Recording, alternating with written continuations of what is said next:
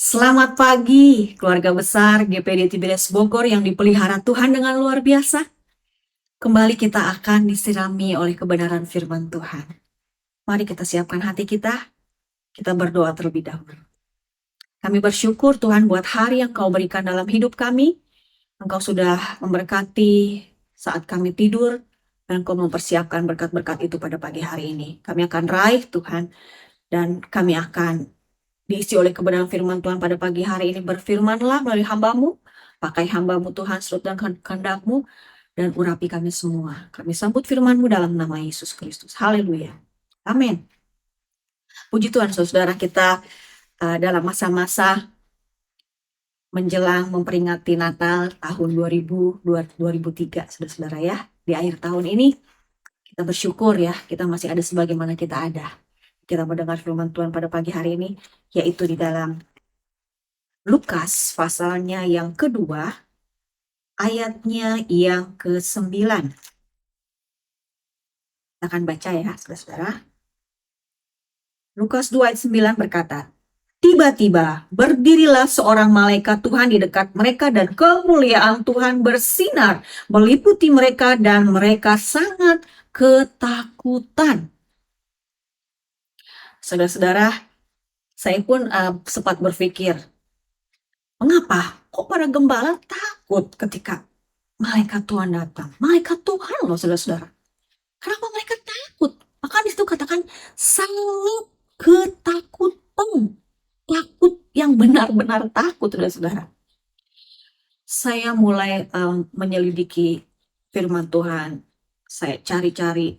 Oh, ternyata mereka ketakutan karena mereka sudah lama tidak menerima kabar-kabar firman Tuhan, saudara-saudara. Di situ dikatakan dalam firman Tuhan, di dalam kitab Maleakhi, Tuhan tidak berbicara, saudara-saudara. Ada masa kekelaman, ada masa sunyi selama 400 tahun, saudara-saudara. 400 tahun waktu yang begitu lama Tuhan berdiam diri. Tidak ada nabi-nabi yang berkata-kata. Tuhan tidak berbicara melalui hamba-hambanya, saudara-saudara. Karena ada kemerosotan moral. Bahkan dalam kitab Maleakhi, kitab terakhir dalam perjanjian lama, di situ ada kemerosotan moral, kemerosotan rohani dari para imam-imam sampai semua jemaat Tuhan. Semua mengalami kemerosotan. Mereka tidak menghormati Tuhan sehingga Tuhan mulai berdiam diri. Mungkin kalau manusia bisa katakan Tuhan marah. Tapi Tuhan tidak marah terus-menerus, saudara-saudara. Dia terus berusaha bagaimana caranya menyelamatkan kita. Oleh sebab itu, dalam kitab Matius, berita kelahiran Yesus ada, saudara-saudara. Itu bukti kasih Yesus. Tuhan mengirimkan anaknya yang tunggal, yaitu Yesus, supaya jadi manusia, merasakan kesakitan, merasakan kesedihan, merasakan apa yang menjadi kesusahan kita, dan mematikan segala dosa-dosa, dan akan menebus kita dari segala dosa kita. Dia harus lewat jalan itu sebagai manusia dari bayi, saudara-saudara, supaya kita beroleh keselamatan. Dan kita lihat, saudara-saudara, di dalam masa ini dikatakan ketika masa kekelaman 400 tahun Tuhan tidak berbicara, itu disebut namanya intertestamental, ya. Intertestamental, masa sunyi senyap. Dan ketika malaikat Tuhan datang, oleh sebab itu mengapa gembala-gembala jadi takut, saudara? Karena mereka sudah lama tidak mendengar tentang firman Tuhan, tidak mendengar nabi-nabi berbicara. Tiba-tiba malaikat Tuhan datang, mereka terkejut dan takut. Wah, jangan-jangan ada apa ini? Apakah Tuhan menghukum kami? Tapi dalam ayat selanjutnya, malaikat Tuhan berbicara, jangan takut, saudara-saudara. Nah, saudara-saudara, apakah kita masih hidup dalam kegelapan itu? Apa itu kegelapan, saudara-saudara? Kegelapan itu tidak ada terang, di mana kita merasa mungkin kecewa, kita sedih, kita merasa benci kepada seseorang, membuat kita jadi rohani kita menjadi mati. Kita tidak punya semangat beribadah. Kita mulai meragukan kuasa Tuhan. Kita mulai kecewa kepada orang-orang. Sebetulnya ketika kita kecewa kepada semua orang, kita yang harus dipulihkan lebih dahulu, saudara-saudara. Kita lihat berita sukacita itu datang. Tetapi para gembala sempat ketakutan dengan kegelapan yang ada dalam kehidupan mereka. Kegelapan itu apakah masih menempel dalam kehidupan kita, saudara-saudara? Tuhan mau melenyapkan kegelapan itu supaya apa? Kita bahagia. Apalagi saudara, kita bersuka cita. Karena apa? Kita tahu Yesus ada. Yesus sudah lahir.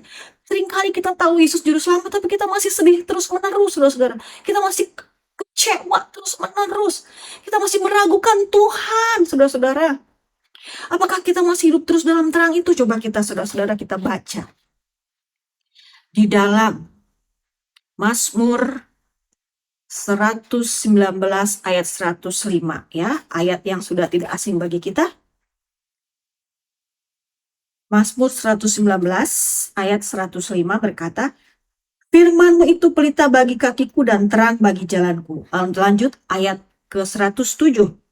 Aku sangat tertindas ya Tuhan, hidupkanlah aku sesuai dengan firman-Mu. Apakah kita masih tertindas saudara dengan penyakit kita? Dengan masalah kita? Dengan kekecewaan kita? Kita masih hidup dalam gelap, saudara-saudara. Firman Tuhan katakan, firman itu pelita bagi kakiku, terang bagi jalanku. Apakah kita masih hidup dalam firman Tuhan setiap hari, saudara-saudara? Masih baca firman Tuhan setiap hari? Masih merenungkan? Masih memperkatakan?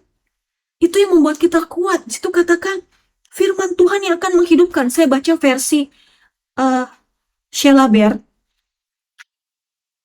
Di situ mengatakan dalam Mazmur 119 ayat 107, aku sangat menderita ya Allah, hidupkanlah aku kembali sesuai dengan firman-Mu. Versi AVB. Aku menanggung kesusahan yang amat berat. Pulihkan aku ya Tuhan, menurut firman-Mu. Apakah kita masih hidup dalam kegelapan, saudara? Ketakutan, kita masa kecewa. Firman Tuhan katakan, pulihkan aku dengan firman-Mu. Firman yang dapat memulihkan kita. Oleh sebab itu jangan jauh dari firman Tuhan, saudara-saudara. Setialah beribadah. Setialah mendengarkan firman Tuhan. Sehingga ada kekuatan baru. Kita terus hidup dalam terangnya. Coba saudara-saudara baca dalam Yohanes 8 ayatnya yang ke-12. Yohanes 8 ayatnya yang ke-12.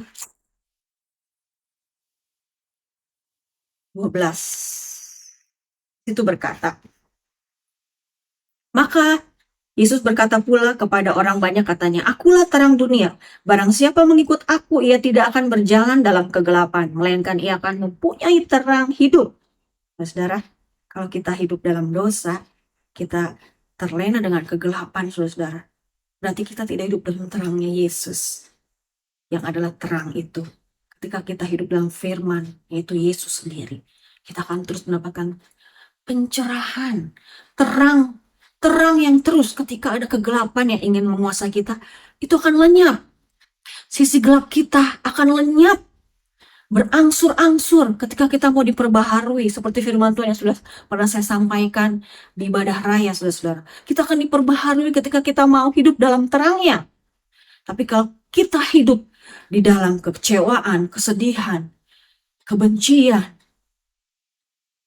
dan banyak macam, saudara, kita berarti tidak mau hidup dalam terangnya Tuhan. Kita terkukung dengan kegelapan itu, yang dimana kegelapan itu, kuasa kegelapan, kuasa setan itu dapat menguasai kita, sehingga kita bisa mati rohani. Saudara, hati-hati saudara-saudara. Apalagi saudara-saudara, kita buka di dalam